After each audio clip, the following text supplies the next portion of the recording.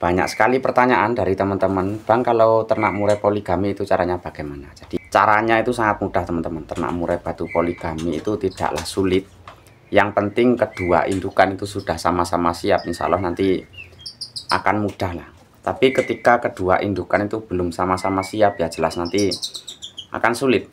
Jadi dalam ternak murai batu, baik itu dari penjodohan ataupun apapun sebelum dia itu masuk kandang, yang penting PR kita itu bukan di penjodohan, tapi di kesiapan kedua indukan, mempersiapkan kedua indukan. Itu caranya kita siapkan dulu di luar kandang atau di sangkar gantung.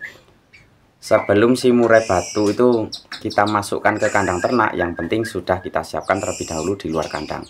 Bang, kalau jodohan baru terus sudah bertelur, telurnya zong langsung ambil apa dibiarin aja? Untuk telur yang pertama kita biarkan sampai 14 hari mas. Setelah nanti 14 hari baru kita ambil telurnya. Setelah dia belajar mengeram, kita ambil telurnya di periode yang pertama itu. Kemudian sarang kita turunkan atau kita acak-acak. Kemudian untuk gelodoknya itu jangan lupa kita bersihkan. Om, waktu ideal panen trotol loloh induk, tunggu mandiri mas. Jadi kita pas waktu loloh induk, ternak murai sistem loloh induk seperti tempatku ini, yang penting kita tunggu dia itu sampai betul-betul mandiri. Ketika belum mandiri, walaupun usianya sudah 25 hari, tapi belum terpantau makan sendiri, itu jangan pernah dipanen.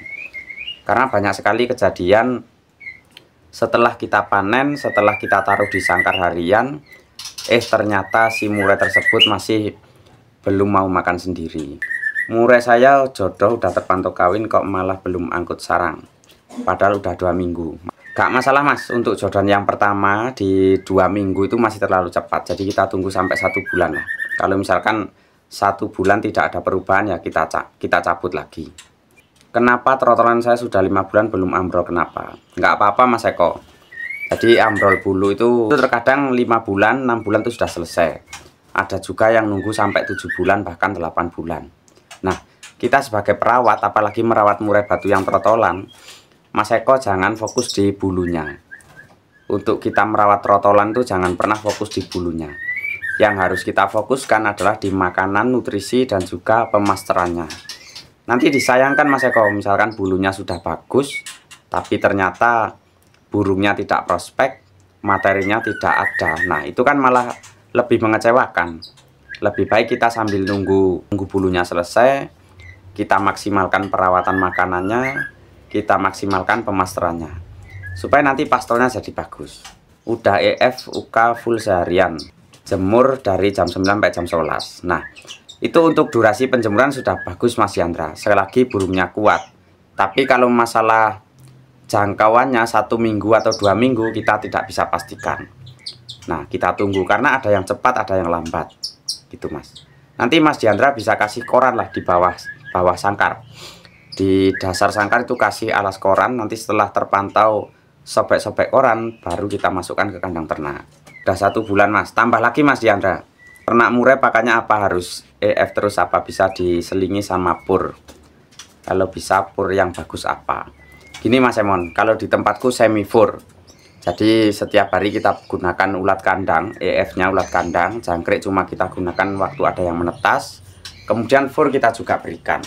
Entah itu dimakan, entah itu tidak, tapi yang penting fur tetap berada di dalam kandang ternak. Tujuan kita nanti misalkan ada kejadian murai batu yang berlemak, nah kita itu mudah untuk menurunkan lemaknya dengan adanya burung yang tetap doyan sama fur gitu. Jadi kalau di tempatku itu settingannya ketika penjodohan, angkut sarang, terus kemudian bertelur sampai awal mengeram itu kita gunakan EF ulat kandang. Nah, nanti ketika sudah mengeram baru kita kasih yang namanya fur. EF kita kurangi, terus kemudian kita fur. Itu salah satu cara untuk menurunkan lemak di saat murai betinanya sedang mengeram. Om, kalau pejantan lemak EF-nya gimana?